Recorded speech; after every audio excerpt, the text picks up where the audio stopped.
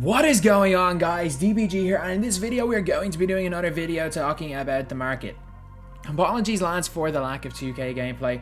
If you guys saw my video yesterday, which was like the best squad in the game, you guys will be able to see that my servers, the servers in EU, they're just broken. They are just completely broken. I don't even know how to describe what's going on in EU servers, but they are completely broken. So I'm going to be making this video right now because there is something that I have noticed in the market. And it is the mid-tier market is dying. It is dying.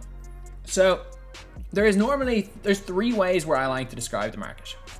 There is budget, which I say at this stage in the game is probably zero, because of the locker codes and everything, probably 0 to 20k per player.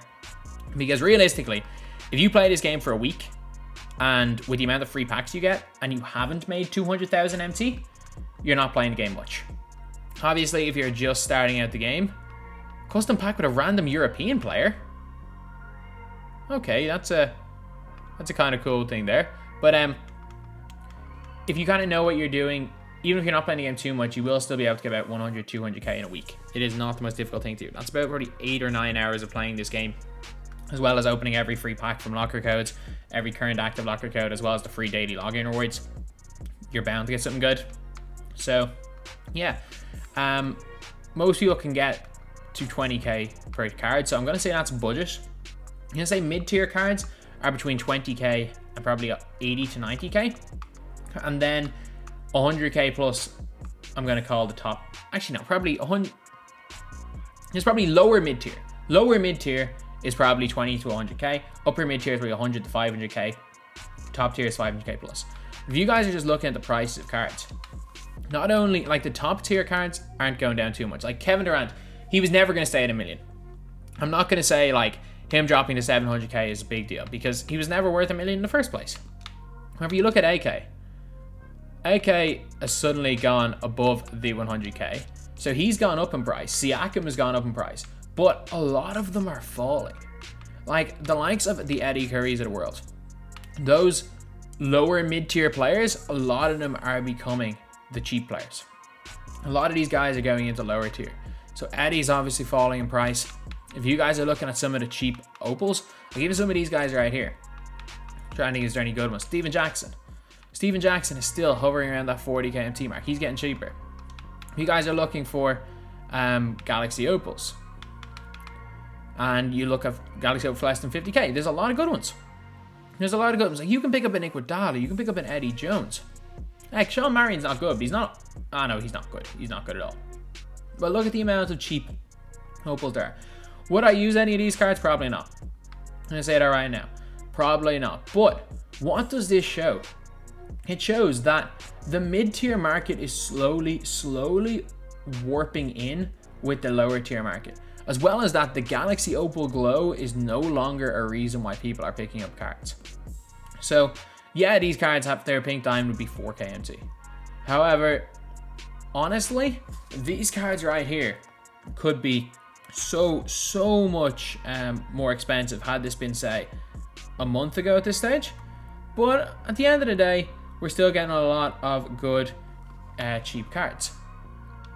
But what I think we are very close to seeing the market completely going. And the mid-tier market, as I said, is already kind of crashed. I think we're going to see a complete market crash sometime in the next 2 weeks. If you guys don't know, last Friday was 1 year to the day, or last Saturday, whatever. It was the equivalent of the Showtime packs. Not Showtime, what were they called last year? What were those packs called? The Ultimate Packs, was it? Am I right with that? Where it was a guaranteed pink diamond. And I think we see that in the next couple of weeks. Personally, I do not think we see any cards past the 1st of August. I just don't. I think the 1st of August is the very last day because the game's coming out on September the 4th. So I think we're going to see something huge on Friday, which Friday is the 15th. And then we got 2 more big weeks left. So I think we see 3 more weeks of Friday content. And I think either next week or the week after, we see the guaranteed pink diamond packs. We're going to see one of those 2 weeks. And that ruins it. Not like, that ruins everything. Because yeah, you're like, oh, these cards are going to be expensive because they're rare. Kevin, Richard Lewis is always going to be expensive. Of course he is. He's not going to change this price. The cards that are like ultra great, like the 700k MT cards to a million MT, like the LeBrons of the world, these guys naturally go down in price because, let's be real, there's so many great cards that in terms of just supply and demand, the demand for the cards becomes slightly less because there's so many fantastic cards, as well as that there's constant super packs, so it kind of does make sense that these prices go down a little bit, but they're creeping down, they're not just completely dropping. However, what we're going to see now is if we see guaranteed, remember the way we've seen guaranteed diamond packs and suddenly all the diamonds now are cheap. Every diamond we've realistically gotten since Ryan Anderson, wherever he is, like Batum was like 6 or 7k. Since diamonds were the lowest cards, diamonds have been like 2k MT. And they have. And diamonds are good, man. Diamonds are good. And as soon as we see pink diamonds as lowest card, like people think pink diamonds are cheap right now. At like 7k for an elite tier pink diamond like Danny Manning. People think right now these cards are cheap. You better believe once the guaranteed pink diamond packs come out, these cards tank. And as well as that, if we see guaranteed pink diamond packs with say 6 opals, 6 pink diamonds, guaranteed pink diamonds, do you know how many people are going to open the packs? It's not going to be a smart decision because so many people are opening the packs, there'll be so many of them that they'll be relatively cheap. And just because you got a pink diamond doesn't mean that they're going to go for much more in discard value. Like pink diamonds last year with those, I think they were ultimate packs, literally you were able to, I used to make MT by buying them for less than discard value and discarding them. Like, it was a possible thing. But you're going to see them all at discard value for 3000 MT. But what is likely the case is because they keep doing it now. Like as you guys can see with Darryl Griffith. Darryl Griffith is a really solid pink diamond card. He's a really good pink diamond card. He's as good as pink diamond wall. He's 5000 MT. Now the pink diamonds they release now are better than the pink diamonds they released before. So they're going to be better pink diamond cards, but yet they're going to be so much cheaper because there's so much of a supply in them. And the difference between 98 and 99 overall is almost nothing. A 40 Hall of Fame badge pink diamond card is going to be fantastic. Hence why Manning is just straight up better than James Worthy. Like I'm not even going to question that. Danny Manning is without, like there is no doubt about it, Danny Manning is better than James Worthy. So what I think is that the market for pink diamonds is already getting destroyed. It is already getting destroyed, and it's going to be destroyed even more, lads. Like, pink diamonds are very soon going to become worthless. Unless it's pink diamond Giannis. And to an extent, as much... I love this card. To an extent, Kawhi Leonard, who's actually down 60k for a stage. But, like, he's so good, and also he's rare, as well as being pushed heavily by a couple of creators is a great card. I don't see his price going down because of his rarity more than anything, and in fact he's good. But every other card, every card in any premium set is going to drop. And also the fact is that if we see any sort of juiced packs, and by juiced I don't mean like you know what I mean. I don't advise anyone to ever open packs, but you know the packs where the odds are better, like the dynamic duo packs last year, which trust me, we're going to see them. It will probably be August 1st like 2k18, but we are going to see dynamic duo packs. I would not be that surprised if we see those packs, and I'm not talking about super packs. I'm talking about MT/VC packs that you can pull anything in, that are so easy to pull.